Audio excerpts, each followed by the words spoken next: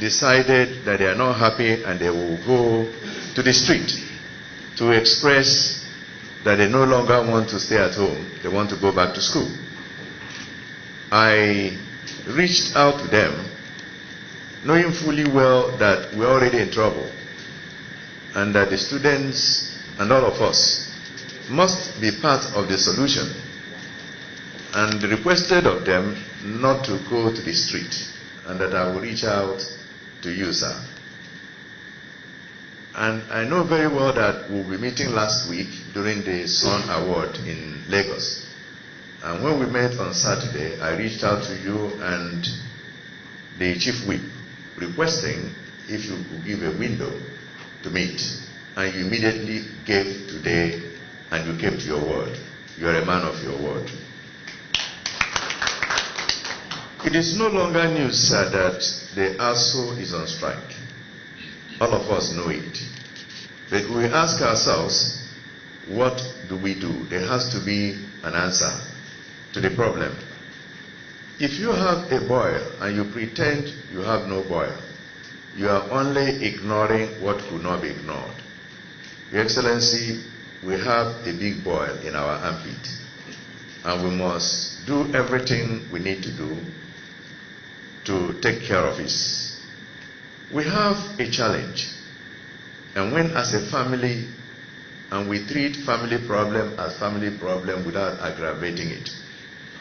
And that is why when I spoke to them and they accepted to wait and to meet with you, it means they have faith and absolute confidence in what these hallowed chambers can do, because they have seen this Senate stepping into things in this country and they were resolved. And this cannot go beyond what you can do. Where we are today calls for serious action, and we can no longer delay.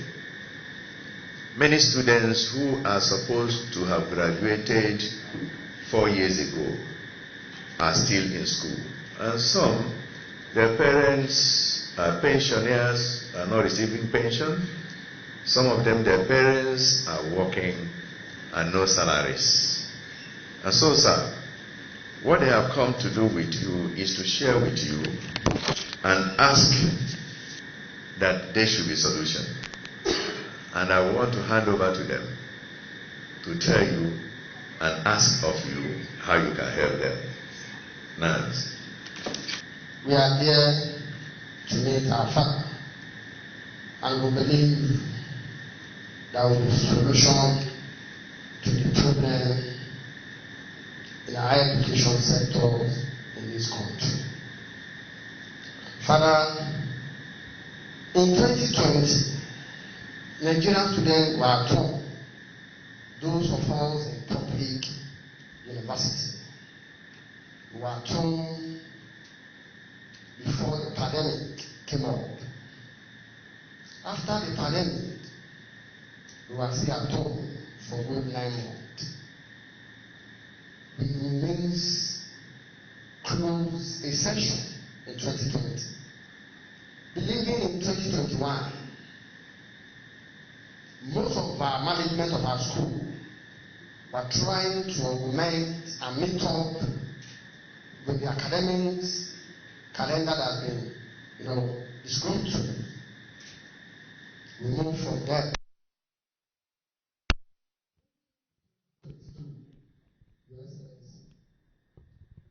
On the February 14th, where Nigerian students also see it as a day to show love to the loved ones, we received the news of another strike. 3-week warning strike.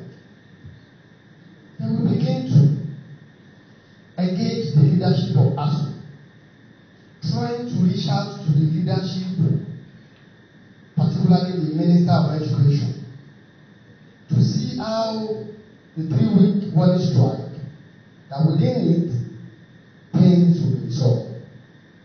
Whole efforts to meet with anybody in the Ministry of Education were aborted. But as a student,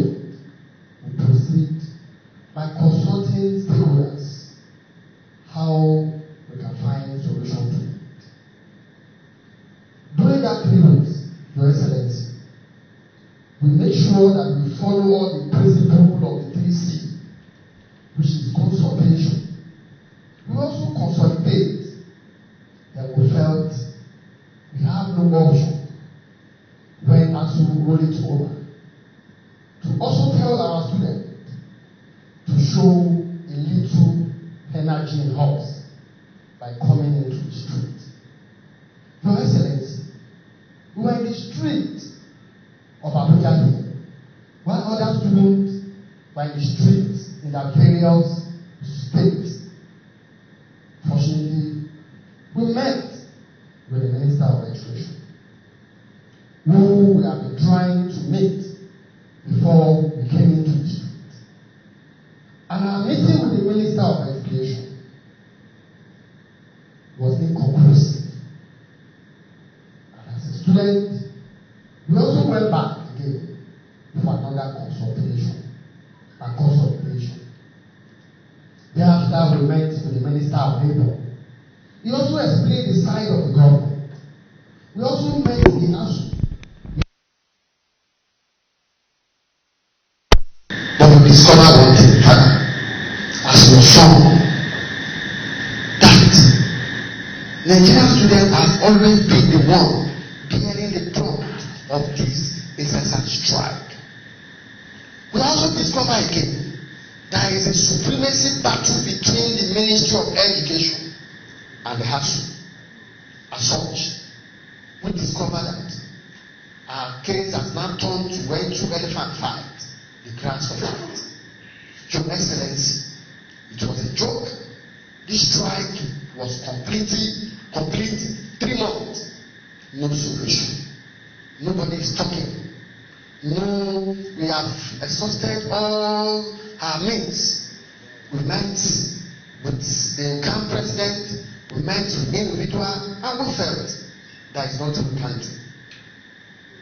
Now, day before yesterday, ASUU came up again that they have added another 12 weeks, making another 3 months. Then we felt to the Nigerian student, it won't be easy for us to take. Before then, Bishop has already reached out to me, discussing with me, because we made a press conference on the 1st of this month that no political party will have their primary in Abuja here if ASUU matter is not being resolved. Because we felt so slighted. We felt our fathers, who are our parents, they are not discussing about us again. What everybody is discussing is about the party activities. Nobody is talking about us. In short, on our pages of WhatsApp and Facebook, the day the Minister of Education, State Abuja, went to obtain a form, that was the day the Nigerian student now felt the issue of education in this country has been put aside by the government. Rather, they are busy with their party activities.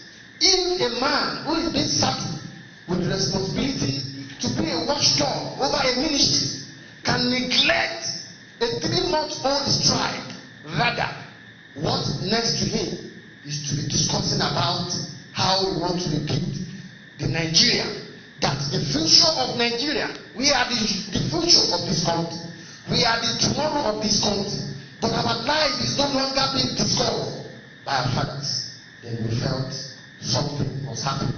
So, Father, we are here today.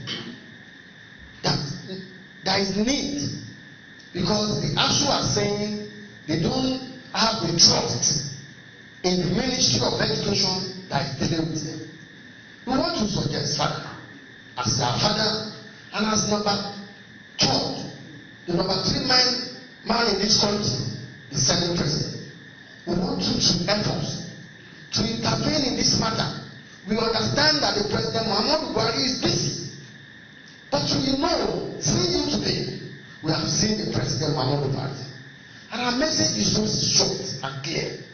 Nigerian students, we want to go back to class. We want our university to be open. We want this issue to be resolved. We want the ASUU and federal government to go back to the negotiation table. So as Nigerian students, we can continue with academic activities. A course of 4 years has turned to 6 years. Further, we are appealing to you that this matter needs an urgent. It's an urgent matter and we want it to keep this as well. If it's not being treated that way, we have given this opportunity and the grace to the bishop who has been talking to us to calm down. But the way things is going, because some of our students, they can't even listen to us again because they believe we are not representing them well. And we are doing that because we believe we must consult and consolidate before confrontation. But we have exhausted all the means of consultation and consolidation. So the students are not saying we should confront. But before we confront, we believe in true Senate President that this issue of ASUU can be resolved within just 1 week if you intervene further. And that is why we are going to you and we believe you help us to do justice to it. And as I speak to you, as at yesterday, the polytechnic students, the polytechnic lecturers has also joined strike. Automatically, all our public education has been totally, shut down. Lastly, Father, I want to make a request. We believe, as the children of the poor, we salute the man who came from Edo State, who brought out a bill that there must be a legislation where all the children of the public, particularly political officers, will be attending public school in this country. Maybe then we believe government will pay more attention to the public education in this country. Thank you and God bless you. Our friend and a very patriotic Nigerian, the Bishop Onoha, let me welcome you to the Senate wing of the National Assembly. The President of NANS and other officials of NANS, you are being led by the respected Bishop. You are all welcome to this place. I'm surprised that there is no lady in the delegation. That one is it's not a very serious decision, but maybe we need to do a lot more in this country.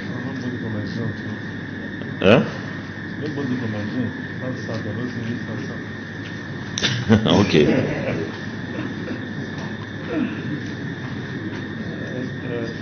Distinguished ladies and gentlemen,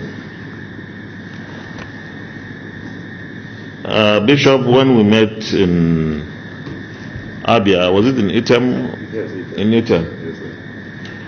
Yes, you mentioned something like this, but I think we took the decision to hold this meeting on Saturday in Lagos when we attended the Sun Newspapers Award night. And when you mentioned that NANS would like to bring NANS and they would like to see me, I said, well, bring them and let's see how we can also make a difference, positive difference in the efforts made by many individuals and institutions of government to resolve the issues between ASUU and the federal government of Nigeria. I want to say clearly that we sit here as parliamentarians representing various parts of the country, and our main call is to ensure that we do everything, promote anything and everything lawful, legal, that will better the lives of our citizens, including supporting our educational sector and our youth particularly, to go to all the institutions that we have and get the kind of education that our institutions can provide. So we are simply trying to do what is one of our calls, one of our duties, one of our mandates.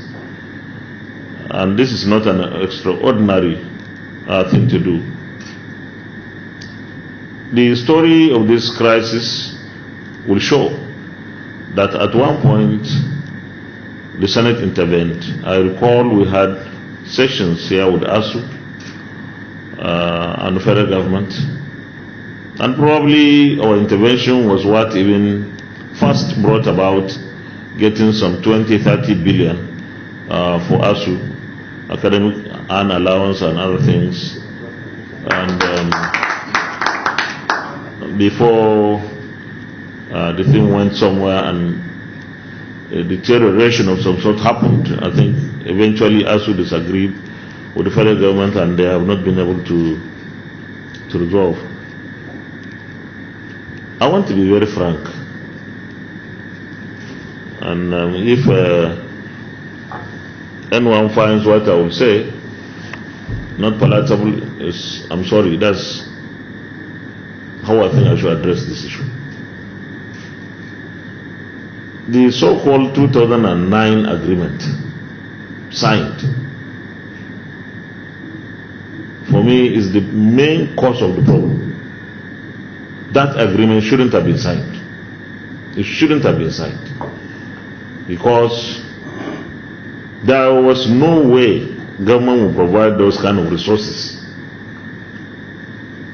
that the 2009 agreement envisaged. It was not possible. With all due respect to those who work so hard, but eventually maybe hoping to just get ASUU, go back to the classes, just sign everything like that. When we deal with our citizens, we should always tell them the truth, and we should bring everybody down to earth. So I think, so long as this 2009 agreement is the contention, I think this contention will last long, because I don't see federal government getting all those kind of resources. But the federal government itself is supposed to always remain truthful. When we govern people, we should be able to do our utmost. Even if we can't give what is considered to be too much, we must give what is reasonable within the resources available to us. We sit here, most of us sit here because we have been able to go to school and the universities and polytechnics and colleges of education. And no nation, and I want to emphasize here, no nation can develop meaningfully and sustainably without giving education to its citizens. All these things that we want to improve our economy. How do you improve your economy when you don't even have the manpower? You have to educate people. You have to get them ready to be available to power your economy. And our universities, our polytechnics, our colleges of education, our educational system generally must always be alive to the realities that as a nation we have to be ready to spend and spend and spend on educating our citizens. Most countries today don't have the crude that we are fighting over. They don't have anything but people. Knowledge-based economies. And you don't get knowledge-based economies if you don't educate your citizens. Singapore, Malaysia, and most of this, they don't have any serious resources. But go and see their GDP and other things. They are so developed because they are spending so much on education. So you are in the right place. We are going to intervene. We'll make concerted and sustained efforts to bring back ASUU and the federal government back to the negotiating table, so that we are able to resolve as quickly as possible those issues that are now very naughty and have stopped our universities from being opened, that is now making our students walking the streets all over the country. But I want to appeal to you too. Since we are going to make efforts to bring back everybody to the negotiating table, you should give us a chance to do that. You should give us a chance to do that, believing that we are going to find a solution. Because it's not only to bring them back to the negotiating table, but we'll participate. We'll participate, and I want to make sure that we find a solution when we start the negotiations again, by the grace of God. Yes, the Ministry of Education is there. I think we shouldn't personalize these things. Individuals are given responsibilities, and I think what we need to do is, if we feel we are not comfortable with the approach of a certain individual or institution, you have alternatives. Now we have come here, and we're going to make sure that everybody in this sector, especially those in the public sector who have responsibilities and mandates, perform their functions. We'll make sure they do that. So please don't mind what happened. Let's assume that this is the tortuous way to resolving these issues. I told you our experience. We also participated. Now we will take part more fully, and because you have come, I think we also have some tonic now in us, that time is of essence, and we must do whatever is necessary to get these issues resolved. I want to also advise, I don't think it will be necessary to say you'll disrupt political activities of political parties. We shouldn't do that, and we don't need to do that. What we need to do is to continue to follow the path of consultation, consolidation, and avoid confrontation. I know that is the way one of you was talking along that line. It's when we emphasize on consultation, then it's much easier for us to find something that we can consolidate. All of us who are on this side, and many others, were once students. So we know, we passed through this kind of experience, even though for some of us in the past the issues were not exactly the same as today. We always dream that we should bring back the kind of beautiful times that education had in Nigeria, when students were kings and queens. Everybody was happy, to help students, whether government or individual citizens.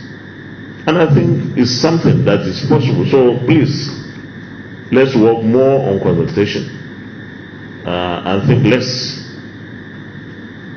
of confrontation. We will be in this together with you, by the grace of God. And your prayer, and I think it's a single prayer, that you want ASUU and the federal government back to negotiate and resolve this issue. We have taken this prayer, we have endorsed it, and we will work for it by the grace of God as quickly as possible. It's an opportunity for me also to appeal to ASUU to call off or suspend this 12-week strike period, because there is no way ASUU can negotiate with the federal government when it is on strike. So it's an opportunity for us to have them at least create a window, suspend the strike for a certain period, and let's see how far we can go. We are part of government. So when I say federal government, we are not talking about somebody else. We are part of it. But this is the legislative side of it. And I want to promise you will push the executive arm of government, the Ministry of Education, Labor and Productivity, in fact, and everybody else on that side of government, so that together with them we are able to resolve these issues. And we are not happy, like any parent, that our students are at home. You are supposed to be in your various institutions. This is a country that needs its youth to be very well educated, because if we get our acts right, we are supposed to be exporting labor. We are supposed to be exporting expertise and skills to other countries, not brain drain, because brain drain is a forceful sort of movement, but on our own, because we have institutions, we have very capable, very hard-working, brilliant and smart youth. Nigerians are smart wherever you find them. So all that we need to do is to make sure that the environment is clement enough, is good enough and friendly enough for our students to actualize their dreams. And dreams are get your degrees through the training that you need, and hope to find work. Work will be available provided we are able to make our choices, economic choices, right. Work will be available. And this is something that we in government have always been thinking about and trying to do. Certainly challenges are there. And I can't remember if there is any country in the world that doesn't have challenges. It only varies from one country, the scope may be more.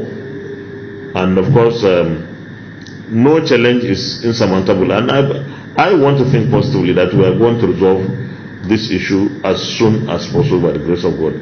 But first, I don't like the 2009 agreement, because it's not a practical, it's not a realistic agreement.